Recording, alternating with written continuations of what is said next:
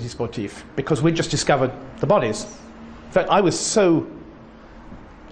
with a reporter from the Washington Post, and we were both very angry. You know, these poor people, women disemboweled, dead babies, you know, it was an atrocity, it was a war crime. It was a war crime, Sabra and Shatilat. And I was very angry. An Israeli officer came up to me and said, "Get off the street, go over there." And I just told him, I just said something very obscene to him. "I'm sorry," I said, "it looks like Treblinka in there. I'm not moving. To hell with you." I'd learned to stop being afraid too. And he said, "What are you talking about?" I said, "You can smell the bodies. You can look at them from that wall behind you. It's a massacre." He said, "I don't know anything about this. I've only just arrived." And my colleague from the Washington Post said to this Israeli, "You're lying. You stopped my car here yesterday. You're lying to me. I recognize you." And then we got away from this soldier and walked into the basement. We were Westerners. They probably thought we were, you know, Mohabbarat, Israeli Mohabbarat. The Israelis probably did. They let us walk in.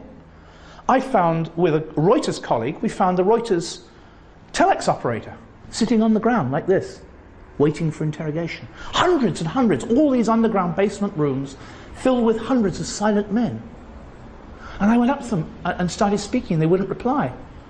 And I said, "Why don't they talk?" And an Israeli behind me said, "Because they have nothing to say to you." And I saw outside still a few Kataib people. We knew by then the Kataib had done it. The Israelis by then were saying both the Kataib and the Jaish Lubnan Janubi, South Lebanon Army, were doing it. But the massacre was over, you see. That's what we had grasped. And afterwards, the Israelis wanted to interrogate all these people to see if any of them were terrorists. We saw a few women coming along, Palestinians. "Where is our husband? I want my husband back." Interestingly, there were TV crews taking pictures of this but not understanding what it was about, what the women were even saying. Some of the women were speaking in English because they were talking to the Israelis who didn't speak Arabic. And I saw at least one man taken away by men I identified as being South Lebanon Army, in other words, the militia of the Israelis in the south of Lebanon. And the Israelis were saying, "We're going to interrogate them, then they're going to be let free." What I realize now is that these were the 1,100 who disappeared. They were doomed.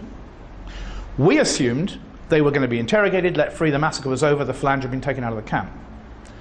We now know, and I'll tell you how we did it, that those men were taken away, handed back to the Phalange, and murdered. Hundreds and hundreds of them. I also talked to a Phalangist soldier who himself saw lorries filled with Palestinians taken to a barrack in the east side of Beirut in the mountains and killed and buried there. He saw this himself. And there is countless of other witnesses who have seen and heard these things. شكلت إسرائيل لجنة تحقيق اعتبرت ميليشيا القوات اللبنانية مسؤولة مباشرة عن المجزرة، وأن شارون وضباطه يتحملون مسؤولية غير مباشرة.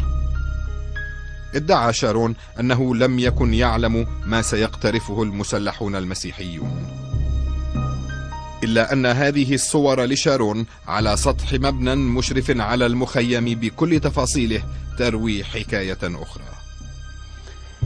Based on hard facts, not what I believe, based on hard facts, it's for sure that the Israeli leadership, with the Sharon as the Minister of Defense, knew that the Phalangists was going to kill women and children.